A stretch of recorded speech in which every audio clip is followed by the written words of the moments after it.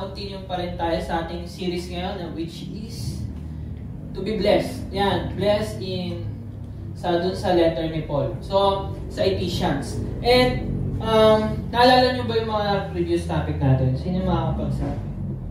Yung first week natin, ano yung unang topic? Blessed by ano? Ayan. So, ini-encourage ko rin kayo na mag-take note, no? Kasi, kung nakikita nyo na mahalaga yung bawat naririnig nyo dito sa harapan, dapat natatanda nyo siya somehow, no? And, di man namin kayo pipilitin na mag-take down notes. Pero, lagi nyo isipin na dapat sa kada ginagawa natin, meron tayong nakukuha. And, kung pumunta ka man dito, tapos umuwi ka, wala ka nakuha, anong sense nung pagpunta mo dito? Diba? So, ayan, good morning. Ay, good afternoon pa.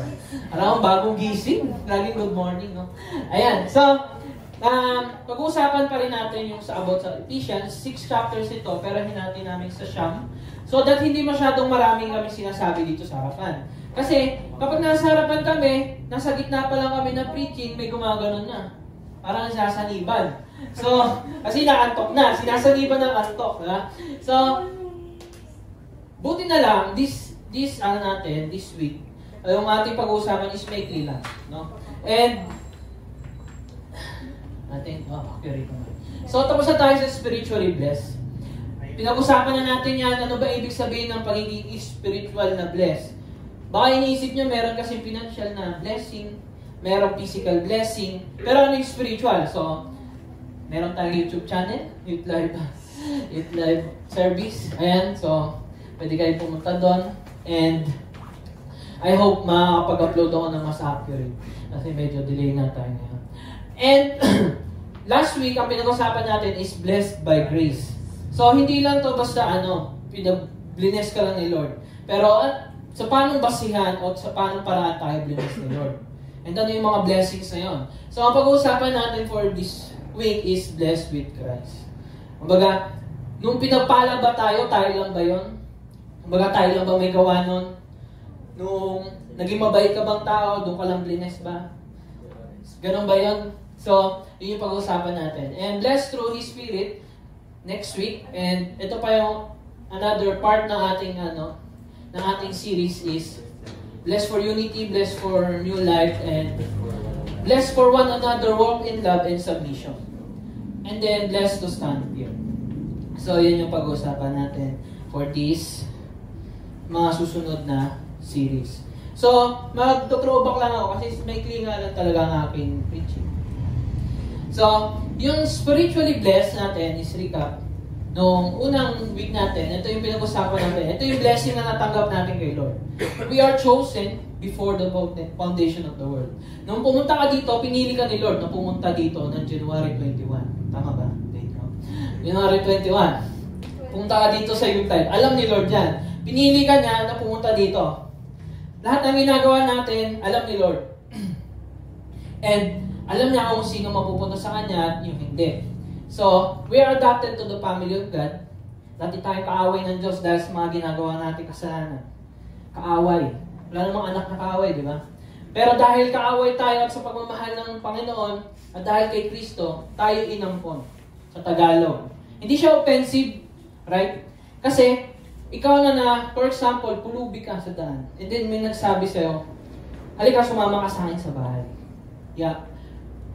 Tuturing kitang anak. So kapag inisip natin yung ampon, tinuring kang anak. Hindi ito para ampon na, ampon ka lang eh. Parang nakaka-insulto. Pero more on, mas nakakagalak sa puso. Di ba? Na merong tatay na, or nanay na nag-ampon sa'yo at pinakain ka, pinatulog ka sa masarap na higaan, sa malambot na higaan, nakakaligo ka kahit malamig. Di ba? Dati, hindi mo kayo dating pulubin. Ganon yung example. And sealed by the Holy Spirit. Kumbaga, yung kaligtasan natin, silyado. Di ba sealed? Kapag yung mga package sa Lazada dumarating, sealed yun. Walang gumagalaw nun hanggang sa dumating sa atin. Ganon din tayo. Hanggang sa pagdating natin sa Panginoon, nakasilyado tayo. Kailanman hindi matatanggal yan. Hindi mapupunta na impyerno yan. Kailan hindi mahiwalay sa akin yan dahil silyado na. No? And redeemed by the Son. Dahil nga dati, slave tayo. Lagi tayo sumusunod sa laman, yung sa gusto ng laman natin. Parang adik na adik ka. Gusto mo maglaro, gusto mo laging kachat siya. Parang merong isang araw na parang hindi ko siya nakachat Chat ko nga ngayon. Di ba parang nalungkot ka pag hindi mo ginagawa. So ano nangyari? Nagiging alipin tayo dun sa kagustuhan natin. Kahit madaling araw na, nagchat-chat ka pa rin. Basta ako, huli niya makachat hanggang sa pagtulog niya. Parang ganun tayo ka-slave sa ating sa nating nararamdaman. Ganun tayo, parang okay lang mapuyat, basta okay siya sa akin. So ganun tayo ka-slave sa ating, o kaalipin. Kumbaga sunod-sunuran ka lang sa gusto ng laman mo o gusto ng puso mo, which is wrong. Kasi sa pagpupuyat, mas lalo kang nagkakatigyawan. Hindi yun rhyme.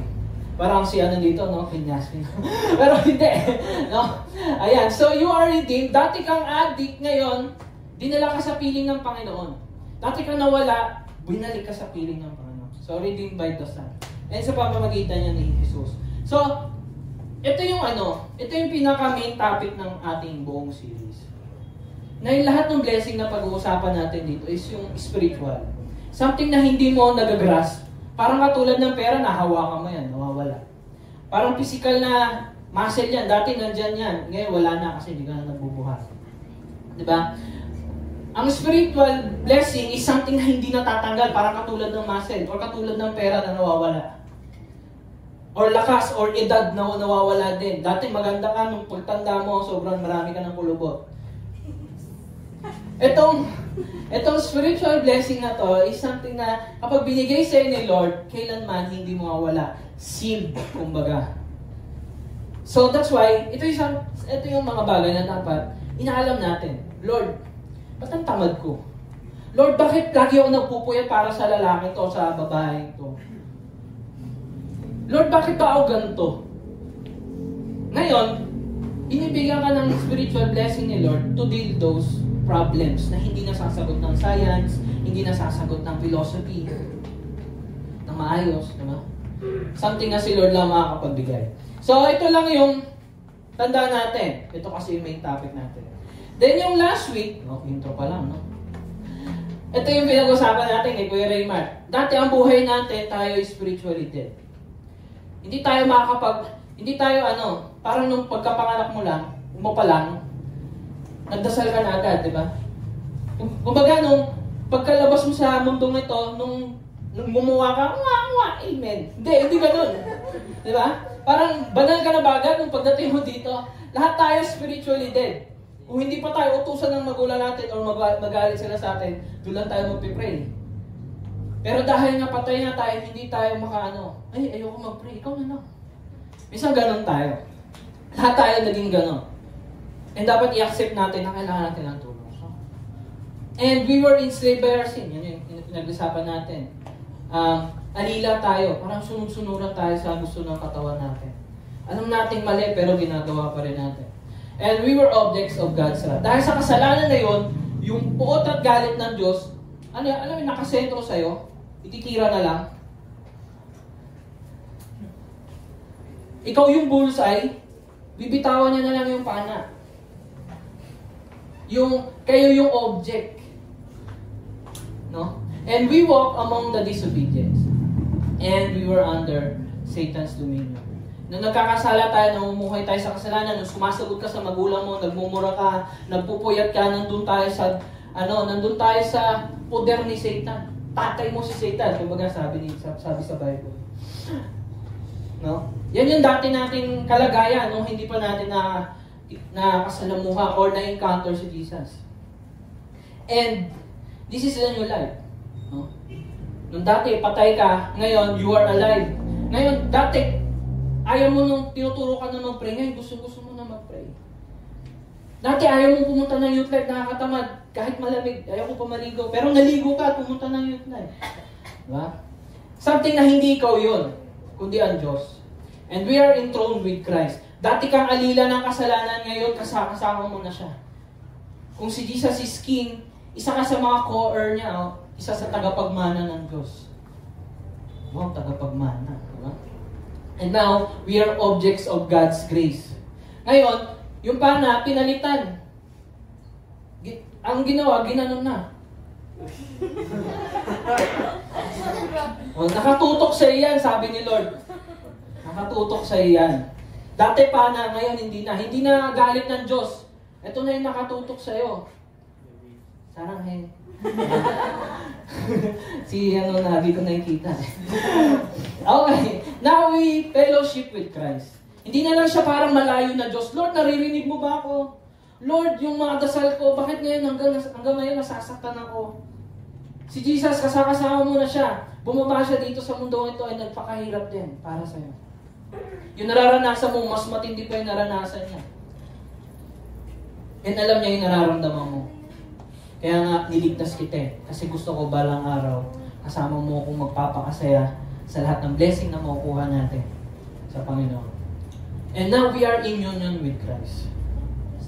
Sa pas nagsasabi sa atin, papatawarin ko ba to? Hindi naman ako Diyos eh. Oo, hindi ka nga Diyos, pero kasama mo ang Diyos. Kapag kasama mo ang Diyos, kaya mo na magpatawad. Kasi pinatawad ka niya. Diba? Diba, in-explain ko yung spiritual blessing.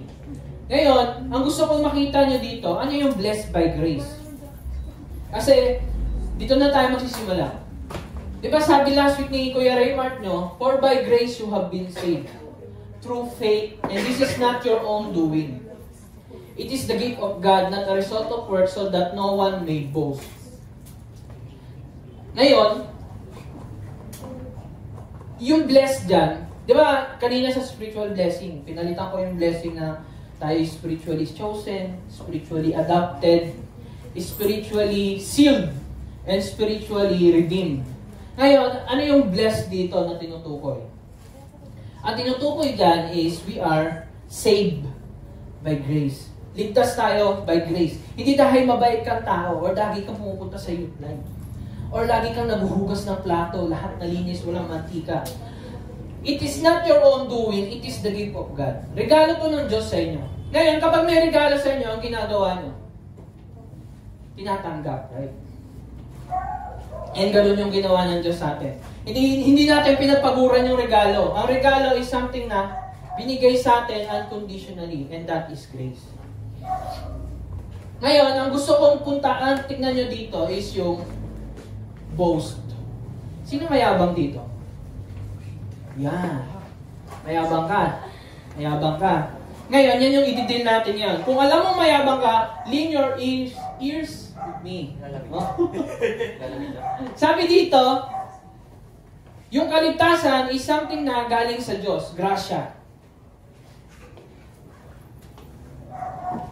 And somehow, dito sa mundong ito,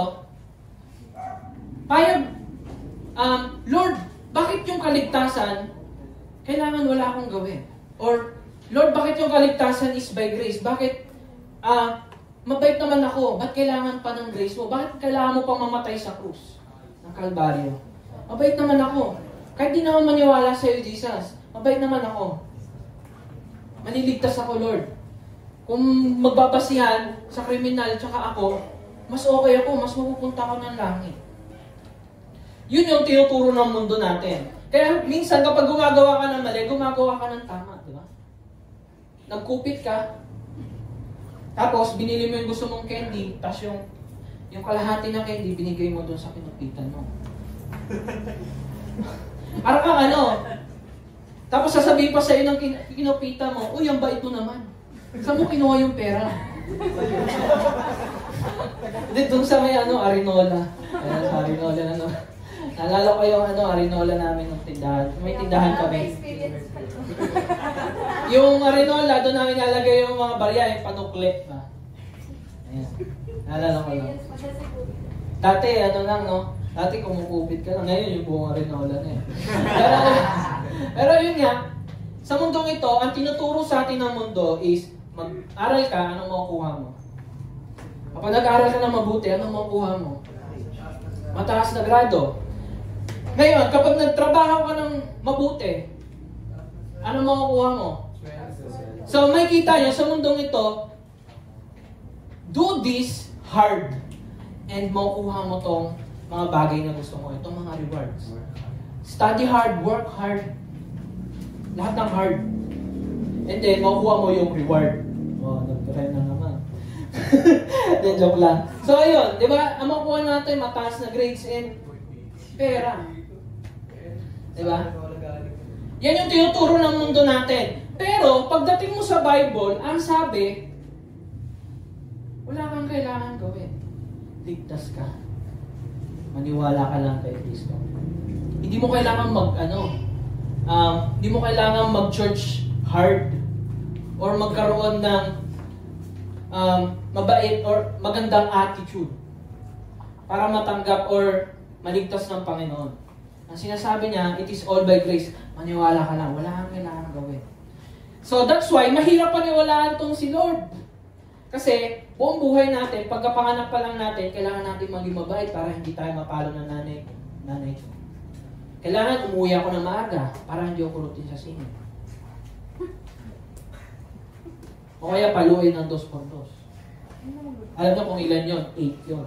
Infinite. Pero ayun. So, ngayon, ito yung Ephesians 2:89. Last introduction pa rin to guys ha, kasi mabilis lang tayo mamaya.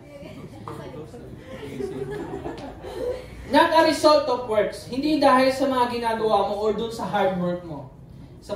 Or dun sa ang aga mo sa youth life. Lagi ka nasa church service. Saturday, Sunday, nasa church ka. Wow! Lalampas ka ng langit, sabi ng nanay ko. Kaganyan mo. Naalala ko yung sinabi niya kasi naglalaba siya, tapos meron hugasin, nagbabasa ako ng Bible. Ba't hindi ka nabugas? Kakabasa mo dyan, lalabas ka ng langit. Sabi ko, o nga no. Pero, ayun nga. So, kung binabago ka ng Panginoon, dapat nakikita sa buhay mo. Kusa ka naghugas, kusa ka nagwawalis. Diba? Sa bahay. Tumutulong sa nanay mo. So, yun yung dulo. Ngayon, balik tayo dito. Ang gusto kong i-pinpoint dito is yung Diyos. Wala kang kayang ipagmalaki sa Diyos. Diyos siya, tao ka lang. Kahit anong gawin mo, dahil yun sa Kanya. Nakakapag-aral ka, kaya mong magsalita ng matuwid, kaya mong maglakad nang hindi nag-iikay ka. Lahat yun dahil sa Panginoon. Pinanganak kang kompleto ang katawan, walang bahid ng disability. Lahat yun dahil sa Panginoon. Wala kang kaya ipagmalaki. Kaya pagtawanan mo yung pilay,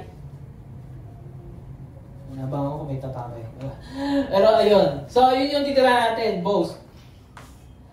Ayan. So, di ba, no one may boast, for we are His workmanship. Created in Christ Jesus for good works, which God prepared beforehand that we should walk in them. Kumbaga, sabi ng Panginoon dito, di ba lahat tayo ay born again. Dati tayong makasalanan, ngayon dahil kay Kristo, meron tayong panibagong buhay na sumusunod sa Kanya. Sabi niya dyan, you are created. Parang ang bagong tao. You are created, pero parang hindi ito ibig sabihin na panibagong tao ka, ligtas ka na tao, and then babalik ka doon sa kasalanan mo. Parang kang baboy na pinaliguan, tapos bumalik sa putik. Hindi yun ganon. Ang sinasabi ni Jesus dito, you are born again, you are created in Christ for good works. Kung tinanggap mo si Jesus, dapat nakikita sa buhay mo yung mga mabubuti mong ginagawa. Yung mga mabubuti. Mabuti sa paligid ng nanay mo, sa kaibigan mo, sa mga lahat ng nasa paligid mo. Which God prepared beforehand that we should walk in them. Dapat doon tayo na sa may tamang daan. Doon sa nilakaran ni Jesus. Na yun na yung dinadaanan natin, yun na yung mabuting tinatahak natin. Doon tayo create ni Lord. Nung tinanggap natin siya, hindi na tayo bumabalik no sa kasalanan. Magkaiba, yung namumuhay sa kasalanan sa nagkamali, nagkasala. Oo, lahat tayo nagkakasala. Pero, ang kaibahan natin mga Kristiyano is nagre-repent tayo sa Panginoon. Lord, patawarin mo ako dahil nagawa ko na naman yun. Lord, and then magpipray ka, Lord, I pray for a spiritual blessing na yung heart ko hindi na laging tumingin doon. Or yung desire ko laging pumunta doon sa kasalanan na yun. Yun na yung pinagkaiba natin mga Kristiyano. Yun na yung new creation, kumbaga, sinasabi ni Jesus. That is good works na hinahanap ni Lord. na dapat nakikita ng mga tao sa paligid natin. Sige, next. Ngayon, di ba, we are created. Sabi niya, if our God, Creator, who is loving, just, and who does good works, ano sa tingin niyo ang ililikha niya? Kung si Lord is loving, He is just, justice, may katarungan, katapatan, and He does good works, lahat ng ginagawa niya mabuti. Ngayon, nung create ka niya, ano ka dapat? For example, kung ikaw kriminal, tapos gusto mong magnakaw sa bangko, sa tingin mo, kung matalino ka, kung kunyari ikaw si Albert Einstein, anong i-create mong machine? Siyempre, para mas mapadali buhay mo, di ba? Mag-create ka ng machine na kayang magnakaw dun sa bangko. Ngayon, yun yung kriminal. Paano kung si Lord? Si Lord yung mabuti, mapagmahal, lahat ng ginagawa niya is mabuti. Ngayon, kapag nag-create siya ng tao, ano yung mangyayari? Anong klaseng tao yun? And then of course, sige next. Of course, a creation who is loving, just, and does good works. Kung naniwala kay Kristo, you are born again. Nung naniwala ka kay Jesus, naging panibagong tao ka. Dapat nagiging ganito ka na. Kasi niloloko mo lang yung sarili mo, kung yung mga tao sa paligid mo, lahat kaaway mo, and then, wala kang katarungan dun sa mga ginagawa mo, or hindi ka gumagawa ng mabuti, born again ka ba talaga? Kasi hindi yun yung nais na i-create sa'yo ng Panginoon.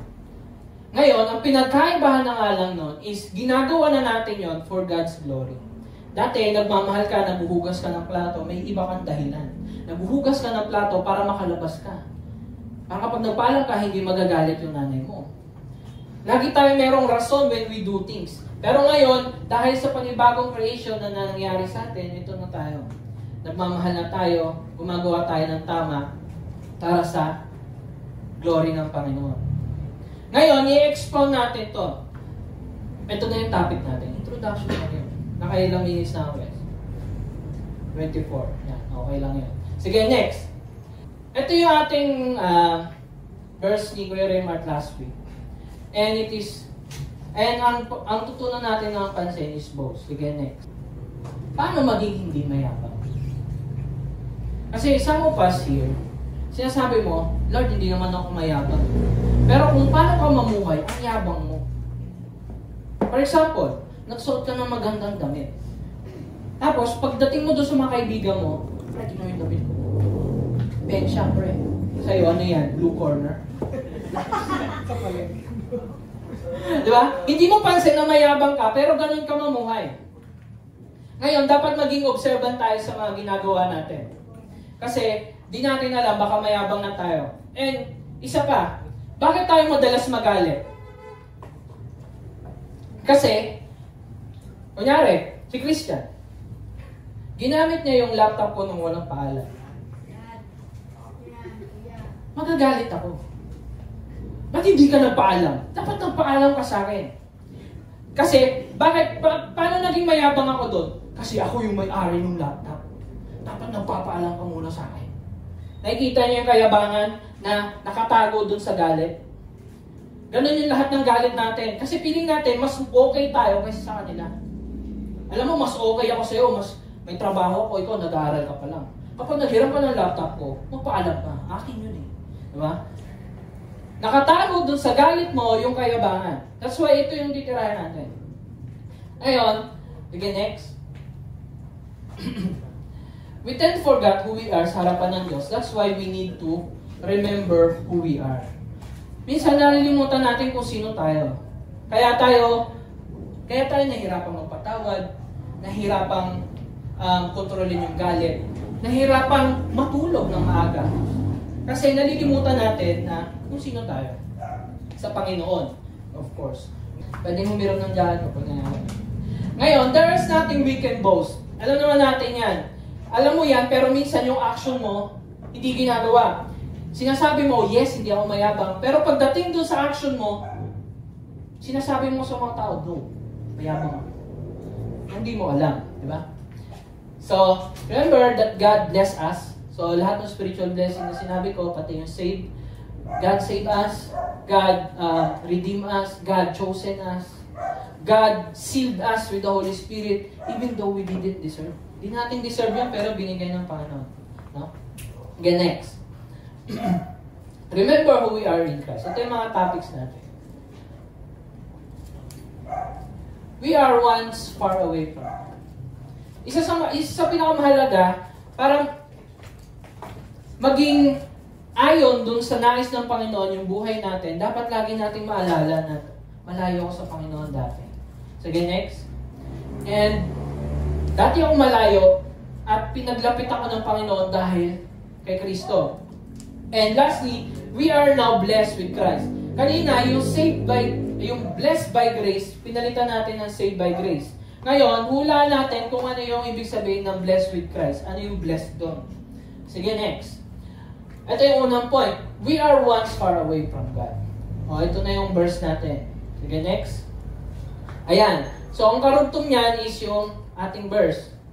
Therefore, don't forget that you Gentiles used to be outsiders. Sino yung Gentiles? Tayo yun. In-explain natin to sa Galatians. Yung Gentiles, hindi Jews.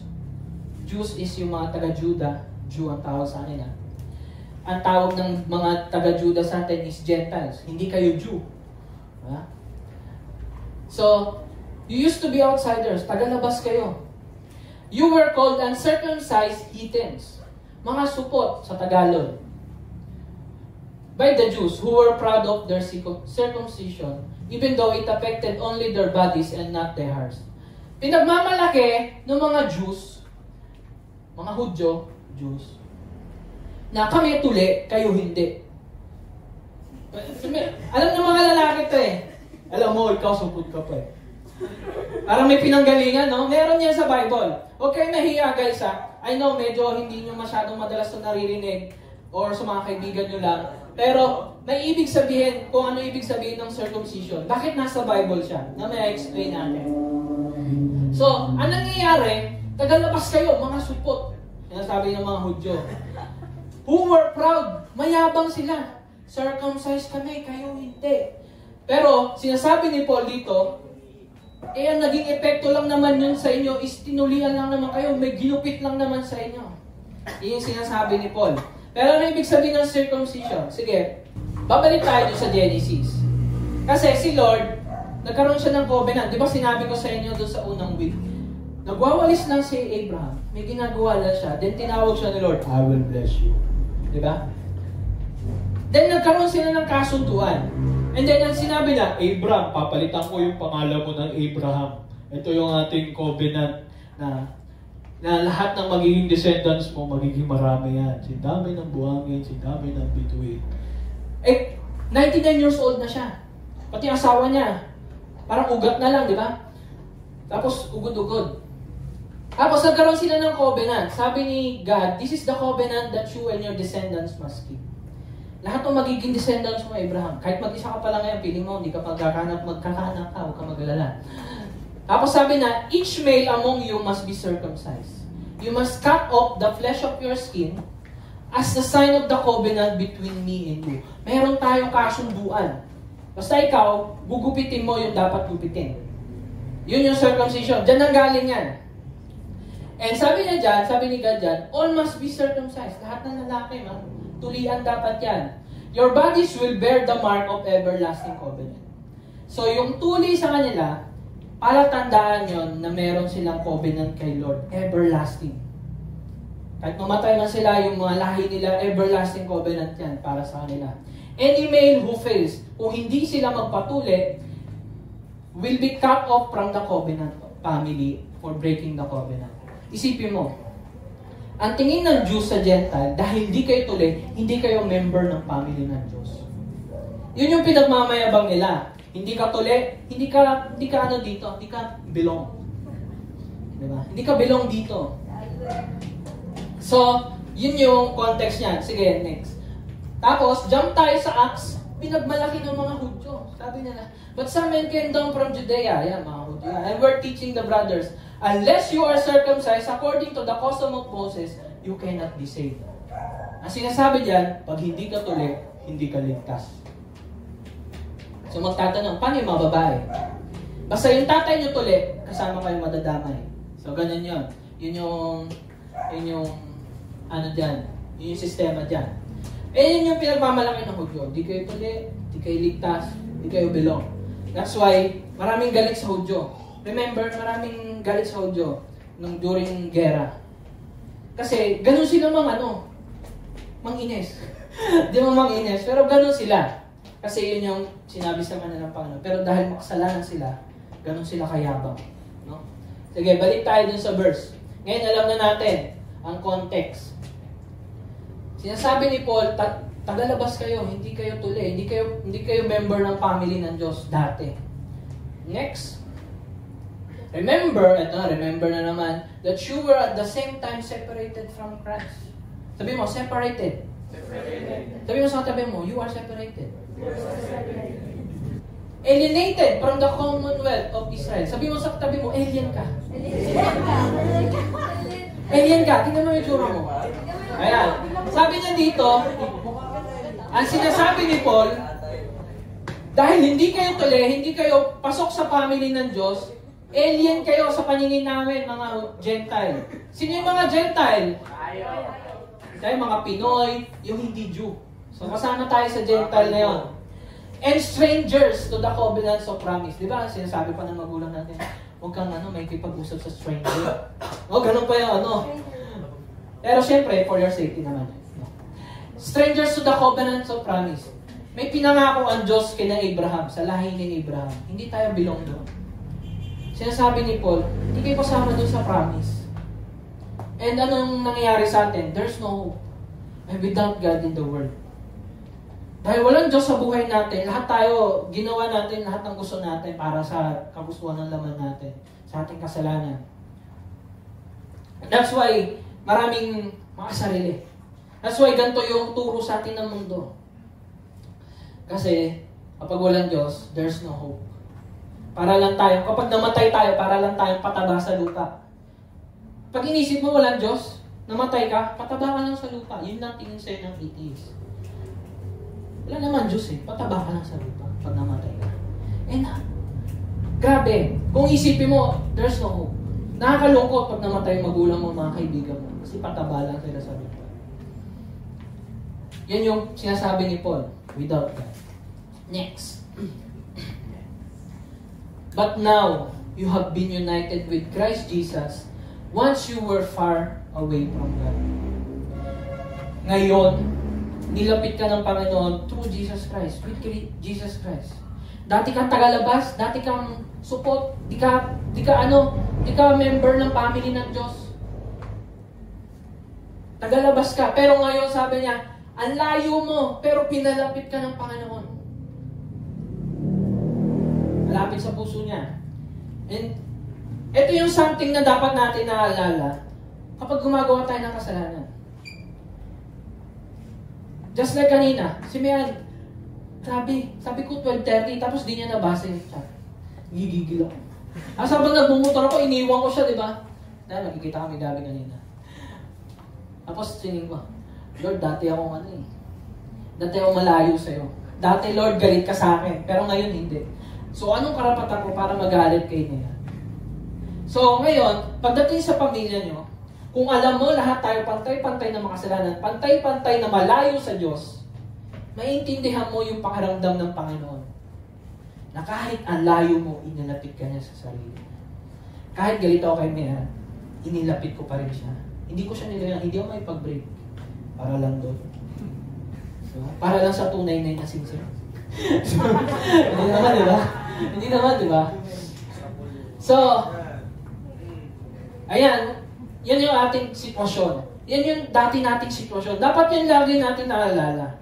Kapag nagagalit tayo, pag nagmamayabang tayo, pag sumasagot tayo sa magulang natin, alam mo, Lord, dati akong ganito. Ganito pala yung pakiramdam kapag mayroong nagkakasala sa'yo. Pero Lord, tinanggap mo pa rin ako. No? Next. Ito ang pinakamaganda dyan. Ito yung sitwasyon natin. Sino nanonood ng Naruto? Alam niyo yan? Ano yan? Uchiha yan tsaka Senju. Dalawang clan. Magkaaway sila. Dahil sa walang katapusan na paghihigante sa galit, no? Dati, ganito yung sitwasyon natin, kaaway natin ng Diyos. Dahil sa kasalanan mo, dahil sa pagre-rebelde mo, dahil sa pagsunod mo sa lahat ng nais ng puso mo at katawan mo, kalaban natin ng Diyos. Sa tuwing sinasabihan niya, Aldred, wag. Sinasabi mo, no. Diba? Sing! Gumano agad yung espada mo. Sing! Diba? Sige, next. Ito tayo, this includes you who were once far away from God. Ang layo mo sa Panginoon. You were His enemies, separated from Him by your evil thoughts and actions. Pwede rin naman nagsasabi ka, yes Lord, pagdating sa church. Pero pagdating ng Monday, tinataas mo agad yung espada mo, sing, Lord, hindi. Magkaway tayo ulit. Tapos gagawin ka, tatapuan na niya. Tatakbo kay Lord, papalayo. Lord, sa Sunday na lang ulit. But, dati tayo malayo. Pero ito yung pinakamagandang word na lagi ko naririnig sa Bible. But, sige, Tagalogin mo nga mayan. Pero, dati ka malayo, pero, sige, next. We have been brought near to God. Sige, next. Dinutukan natin, once you were far away from God, but now, you have been brought near to Him through the blood of Jesus Christ. Dahil sa dugo ni Kristo, ang layo mo, dahil sa dugo ni Kristo, nahila ka pabalik. Tumatakbo ka ng kaganon. Bumalik ka sa Panginoon.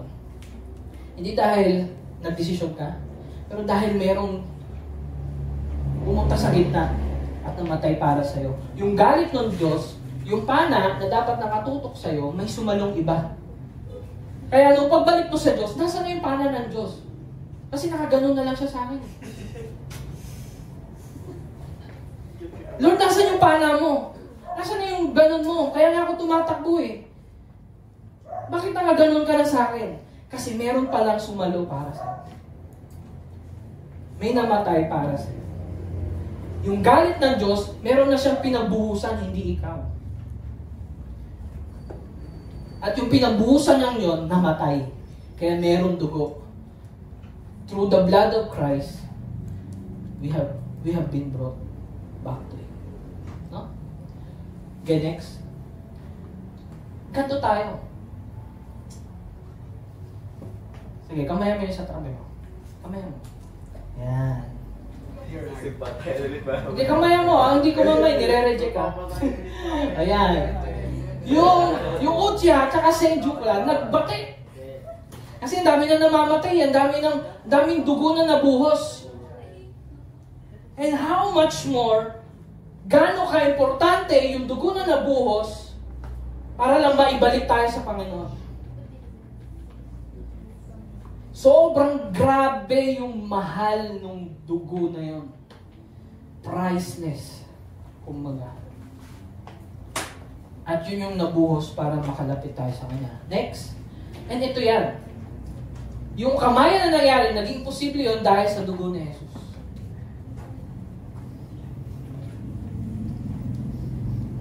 Okay. Ito yung kasi sumisikat namin, kaya yun yung makuha. Laging ganyan. Sige, next.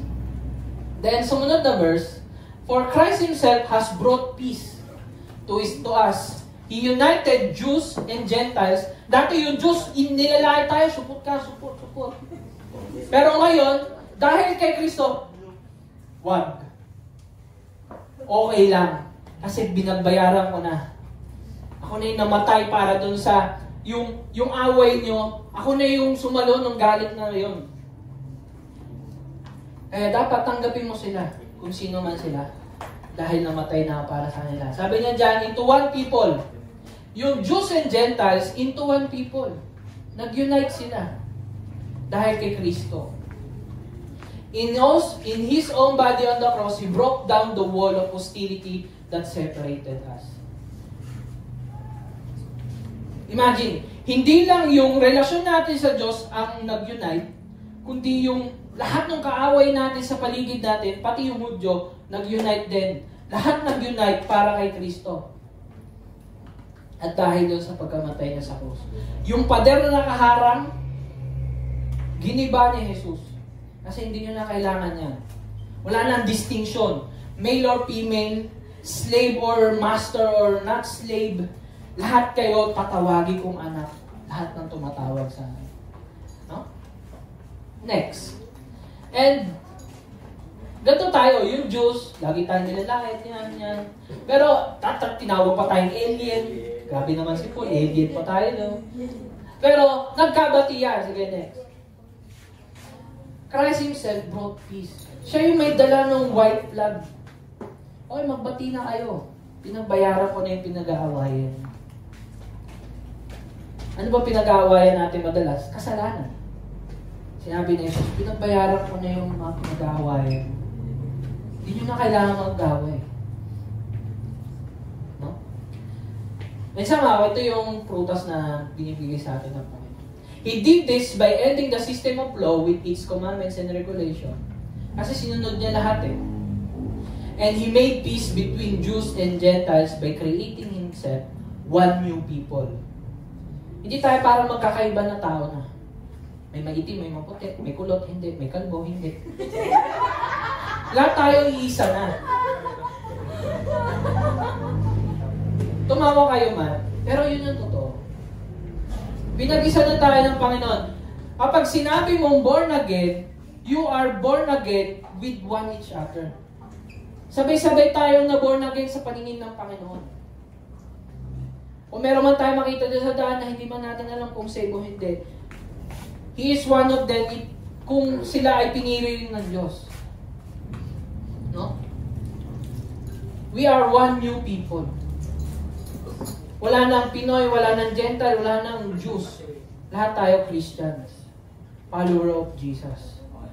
Isa na lang yung sinusunod natin. Hindi Pinoy pride, hindi. Christian pride. Jesus pride. Ang tinataas natin si Jesus, hindi na yung mga sarili natin. From two groups, naging isa. Sige, next. Yung two groups na yun, ayan, nabuo yung Konoha. Nandiyan ko lang nakuha yan. Kasi dati sila magkaaway, pero dahil sa pagkakasundo nila, nakagawa sila ng syudad na kung saan mas merong kapayapaan. Dahil maraming dugo na nasayang dyan sa anime na. Pero dahil sa ating mga Kristiyano, kahit iisang tao lang yun, pero dugo ng Diyos ang nabuhos. Hindi lang kung sino tao. No? He made peace between Jews and Gentiles by creating in Himself one new people from two groups. Sige, next. Makinig. Together as one body, isang katawan na tayo. Yun yung sinasabi ni Paul, iisa na tayo. Kung ikaw, taga-media ka, ikaw kumakanta ka dito, ikaw nagigitara, ikaw yung nakikinig dyan, ako yung nagpipreach. Isang body na tayo na nagki-care for each other. Oh, hello. Yan.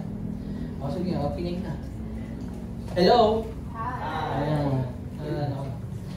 So, iisa na tayong katawan. For example, ikaw yung kamay sa katawan. Susuntukin mo ba yung appendix mo? Susuntukin mo ba yung tiyan mo? Magiging against ba yung kamay mo sa sarili mo? Di ba hindi? That's why, as a Christian, hindi na tayo nagkukontrahan. Oh, yes, dahil tao pa rin tayo, nagkakasala. Meron pa rin conflict. Pero nag-iisa sa atin ay si Jesus. Sige na. Okay. Sabi dito, Christ reconciled both groups. Both groups. Ano yung both groups na yan? Kayo na mag-isip. Jews, Gentile, maitim, maputi, kulot, hindi. Hindi ko sabihin yung kalbo. Yan. By means of His death on the cross and our hostility toward each other was put to death. Yung alita natin, pinatay na. Kumbaga nawala na. Wala na kayong dapat pag-awayan. As a Christian, hindi tayo naghahanap ng gulo. Hindi tayo namimilit. Hindi ka nag-church, hindi namin kayo pipilitin na pumunta dito. Hindi namin, kasi ganun din sa pagmamahal. Hindi mo pwedeng pilitin yung crush mo na mahalin ka. Hindi mo pwedeng ipilit yung hindi. Diba? Okay na. Okay. Kasi hindi... kinig na. Ikakat ko na naman to sa video. Okay. Wala ako. Kasi hindi na pagmamahal yun kung namimilit ka. Alam mo, hindi ko mapinilit yung mga kapatid ko na mahalin ako. Pero minahal nila ako, di ba? Sure ka ba? Pwede pa dasalan niya. Pwede dasalan niya. Basta, sige. Ayan. Kasi ganun din sa magulang. Kasi ganun din sa magulang. Nung pinanganak ka ba, may ginawa ka ng mabuti para mahalin ka nila. Pinanganak ka lang nila, pero mahal ka na agad nila. Wala ka pang ginagawang mabuti dito sa mundo ito. Ngawa lang ginawa mo nun, pero minahal ka na nun. Nanay, tatay mo. No? Okay, next. So, ano ba sunod dyan? Ano yun? God and both groups, Jews at Gentiles, maitim, maputi, lahat tayo nagkasundo na sa Panginoon. Sige, next. Because of Christ's death on the cross. Yan lagi natin maririnig dito sa church. Na hindi dahil sa mga ginagawa natin kung bakit tayo nandito. Dahil pa rin kay Jesus. Kaya nga wala tayong mapagmamalaki. Okay, next. Makinig. So, sabi dito, He brought this good news. Ano yung good news? Gospel. Of peace. Ngayon, diyan pa lang, kapag may kagalitan ka, hindi mo na na-apply yung gospel. Kasi hindi mo dinideclare yung peace. Hindi mo itinataas yung peace na itinayo ng Panginoon. Peace to you, Gentiles who were far away from Him, and peace to the Jews who were near. Now, all of us, lahat tayo, can come to the Father through the same Holy Spirit because of what Christ has done for us. Hindi na ako magmamayabang, hindi ako matagal magalit, nagagalit pa rin ako, nagmamayabang ako, pero hindi na yun yung katauhan ko. Yun yung lagi natin pinamumukha sa tao sa Christian. Kasi lahat tayo, libre or malaya na lumapit sa ating Panginoon, sa ating tatay. Kasi lahat tayo iisa na. Wala nang distinction. Walang racist dito. Kaya nga sinasabi namin sa Youth Live, you are welcome here. Kasi lahat tayo, we are a group of sinners na may kailangan sa Panginoon. Kaya tayo nandito. Lord, kailangan kita, kaya ako nandito. Hindi dahil, Lord, gusto kong marinig si Kuya Lawrence, or gusto kong marinig kumanta si Ate Mian, or gusto kong marinig si Kuya Raymar. Hindi na yung dahil doon. Oo, sa umpisa minsan, ganun yung dahilan natin. Pupunta ako Youth Live kasi may pagkain. Okay na kahit mali, basta makakain ako. Diba? Pero ngayon, as a Christian, nababago yun. Kasi wala nang distinction. Wala nang late, wala nang maaga. Hindi natin pinapansin lahat ng yun kasi it will create na mag-create lang yun ng gulo or hindi pagkakaintindihan. Ang lagi na lang natin titingnan ay yung ating Diyos at kung ano yung ginawa niya para sa atin. Okay, next. And last point. We are now blessed with Christ. So ano ibig sabihin ng blessed dyan? Sino makakahula?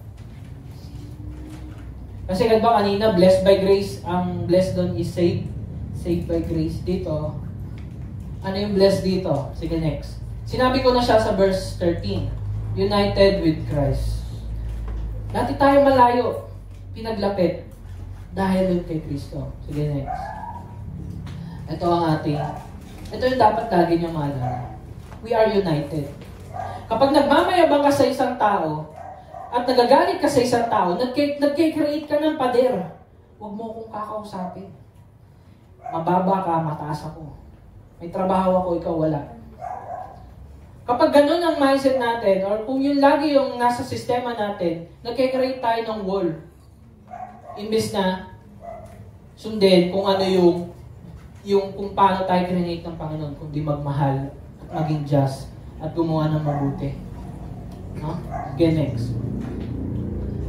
So then you are no longer strangers and alien. Sabi mo, hindi ka na alien. Hindi ka na stranger. Hindi ka na stranger. But you are fellow citizens with the saints. Ang saint dyan, ibig sabihin, kung ikaw follower ni Jesus, saint ka na. So, yun lang yun. Lahat tayo, pare-pares na tayong fellow citizen. Kaya we call ourselves brothers and sisters here. No? And members of the household of God. Sa mas magandang translation, sige next, NLT.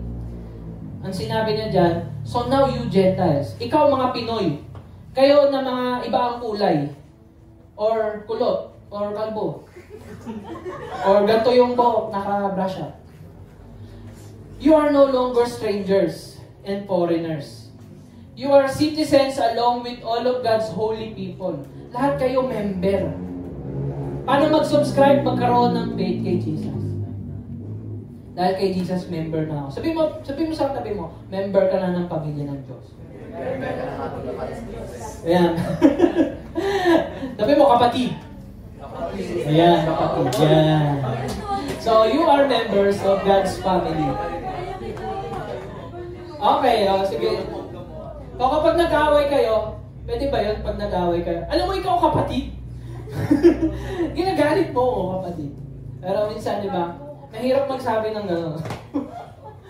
Sige, next. Together. Sabi mo, together forever.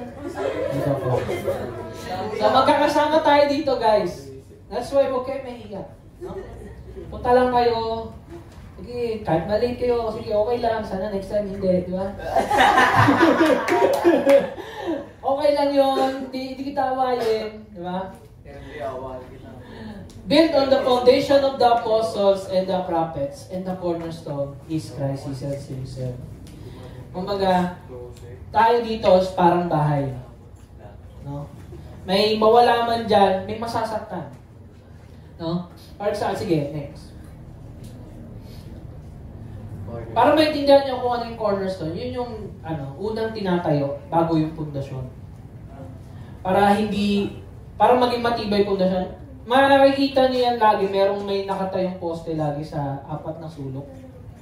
So, nagsisimula yun doon sa cornerstone. Then, yung pundasyon. No? Sige, next. Makikita niyo yan sa mga castle na parang ganyan. Malaking bato. No? Hanggang ilalim niya. And si Jesus Christ yun. Sige, next. Malapit na rin ang matapos. So, sinasabi doon sa verse na yun, tayo ay ang bahay ng Diyos. Di ba sinasabi ko lagi namin sa Youth Live na si Jesus nasa atin na. Oo, hindi ka, kapag nagpapatawad ka, sinasabi mo, di ako Diyos para patawarin. Dito ka patawarin, tao lang ako. Galit ako sa'yo. No. Pero dahil Kristiyano na tayo, kasama natin ng Diyos, maalala mo, oo nga pala, dati akong kaaway ng Diyos, pinatawad na ako. Kaya brother, kapatid. Kaya di mo kapatid, alam mo, pre, may uso ngayon, di ba dati par? Ngayon, girl. Baka hindi makarelate yung iba. Girl, pinatawad ako ng Panginoon, kaya papatawarin din kita. Minahal ako ng Panginoon, mamahalin din kita. No? Sabi dyan, dumating man ang bagyo o lindol, magkakasama tayo. At ang pundasyon na yung mga leaders, this is church. For example, dito sa church. Hindi lang kami dito parang tuwing maririnig nyo lang tuwing nandito lang sa harapan. If you need help, kung meron man kayong problema sa bahay, kasi lagi naman meron problema eh. Lagi naman meron problema, actually. Miski kami meron. Di porket magaling na kami dyan hindi kami nagkakaproblema or nagkakasala. Magkakamali pa rin kami. Minsan makita nyo akong madapa, di ba? Huwag nyo akong tawanan. Okay. Kasi tao lang din kami, di ba? At pare-pares tayo. At ang cornerstone ay si Christ Jesus. Kung pamalyaman kami, ang pundasyon ay si Jesus. Mawala man kami dito, or si Kuya Raymart nyo, kung talagang nakay Kristo kayo, pupunta pa rin kayo ng Youth Life. Kasi ang dahilan na lang natin dito ay si Kristo. At namin ito ginagawa dahil kay Jesus. Di ba? Next, we are carefully joined together. Yung carefully na yun, isipin nyo lahat. Simula nung creation hanggang sa pagdating ni Jesus, you are created. You are carefully joined together. Hindi lang yung basta pinagdikit lang kayo, pinagsama, or dinala dito sa church. May ginawa ang Panginoon kung bakit kayo nandito. No? Becoming a holy temple, hindi nyo masyadong magigets yan, pero parang bahay lang din yan. Bahay ng Diyos. Through Him, you Gentiles are also being made part of this dwelling where God lives by His Spirit. Sabihin na lang natin, lahat tayo naging parte ng miyembro ng pamilya ng Diyos kasi ang unang nag-step up ay si Lord. Siya yung unang lumapit sa atin, nagdala sa atin. Siya yung unang nagbigay sa atin ng sign na mahal kita. No? Wala na, diba? And, sige, next. Tayo ay bagong likha na. Tayo ay born again. Tayo ay, yung spiritual natin, bago na. Kumpara noon, hindi na tayo ganon. Nung nagkakasala tayo, nagre-repent tayo sa Panginoon, Lord, patawarin niyo ako, tulungan mo akong layuan niyo. Yun na yung respond natin. Alam natin, nagkakasala tayo, yes. Pero bilang bagong likha, ganito na tayo mag-respond kay Lord. Parang tatay. At pinag-isa niya na tayo mga dati niyang kaaway sa sarili niya. Hindi ka nakaaway, anak ka na ng Diyos. Kaya nga, yun nga, tinawag kang anak ng Diyos. Diba? Always remember, no? Na anak ka na ng Diyos. Sabi mo, anak ka ng Diyos. Katabi mo. Anak ka ng Diyos. Yan. Sige, next. Patapos na rin ako eh. So, paano, ito yung tanong natin kanina. Paano maging hindi mayabang? O, sige, next. Ngayon, ang Diyos ng pag-ibig ay nasa atin. Yung Diyos ng pag-ibig, mahal ka ni Lord, diba? Nasa atin yun. At yun ang dapat nating matandaan, imbes na yung kayabangan na makita sa atin, si Jesus na siyang umibig sa atin ang siyang makita. Paano makikita sinasabi nila, totoo ba si Jesus? Totoo bang nabuhay siya? Eh, anong evidence natin sa mga tao? Alam mo, maniwala ka man o hindi, yung pagmamahal ng Diyos yung pinapakita ko sa iyo.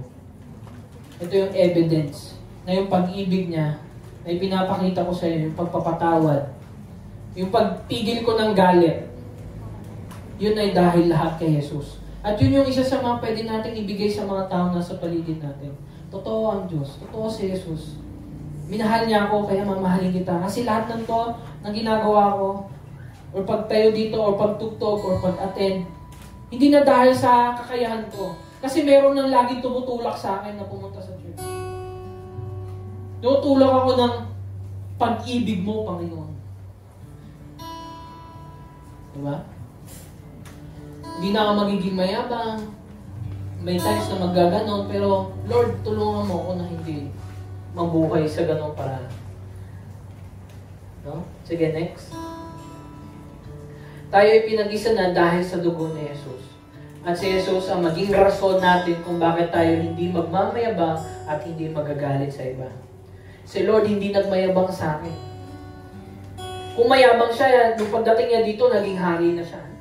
Pero hindi. Nagpakababa siya. Hindi siya naging mayabang. Bumaba siya, pinanganak siya, hindi siya sa magandang palasyo, pinanganak siya doon sa sabsaban. Diyos pinanganak sa sabsaban. Diyos na binuhay yung hindi mo kayang ibuhay, yung hindi mo kayang sumunod, pero siya na yung sumunod para sa iyo. At imbes na ikaw yung nakapako sa krus, nagpakababa siya, at siya na lang yung sitwasyon na lang na yun na nagtaas sa kanya doon sa krus ng Kalbaryo. Kailan lang naitaas ang Panginoon? Nung itinaas siya sa krus ng Kalbaryo. Na imbis yung galit ng Panginoon sa atin nakatutok, siya yung sumalo.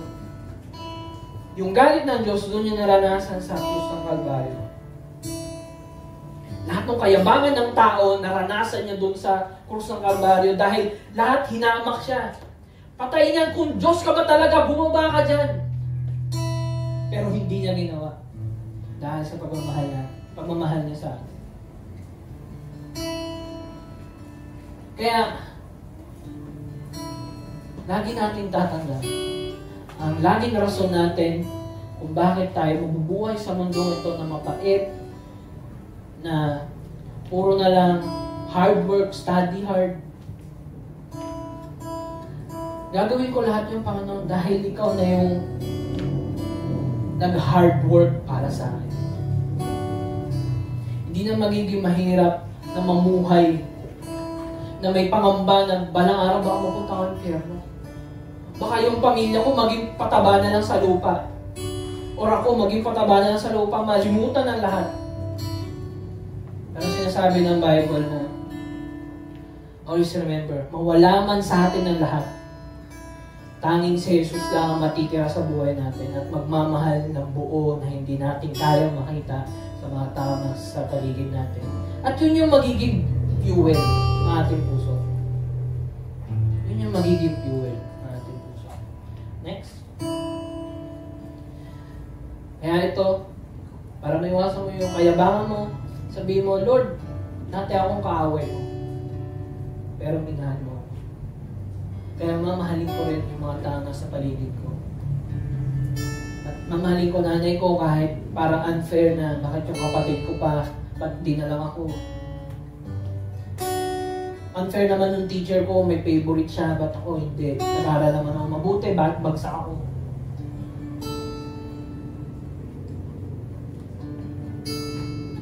Lahat ay galing sa Diyos. Wala akong kayang ipagmayabang.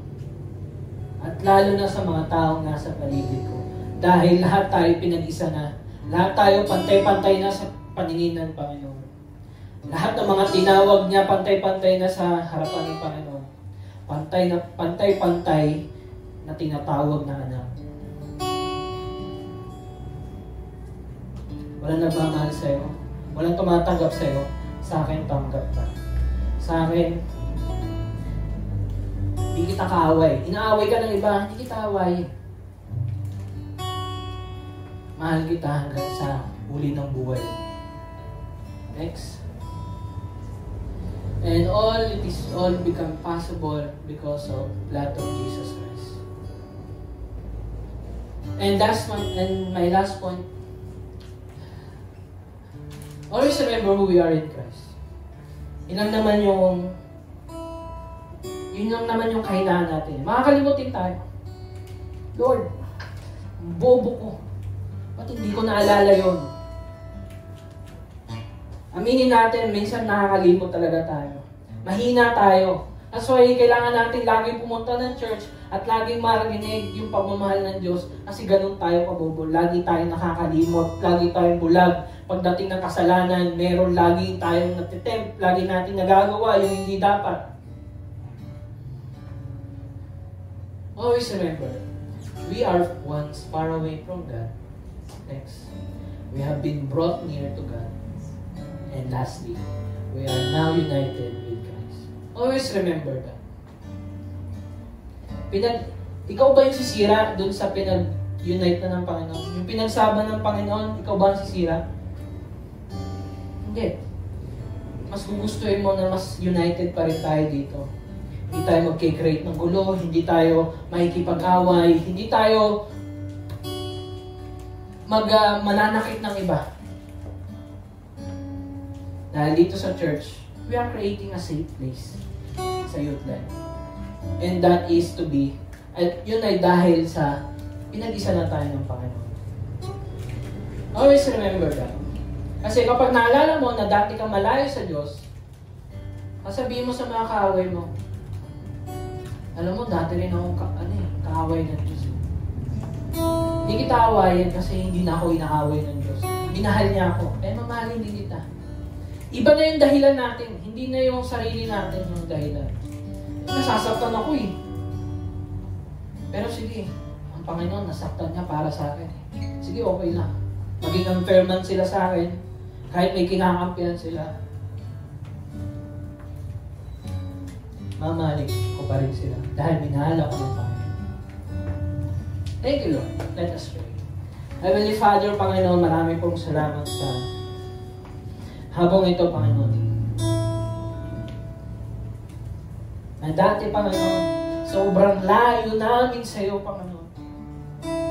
Pero dahil sa anak mo sa Jesus, na pumagitan, Panginoon, yung galit mo, Panginoon, na nakatutok sa amin, Panginoon, sa Kanya, na ibuhos, Panginoon.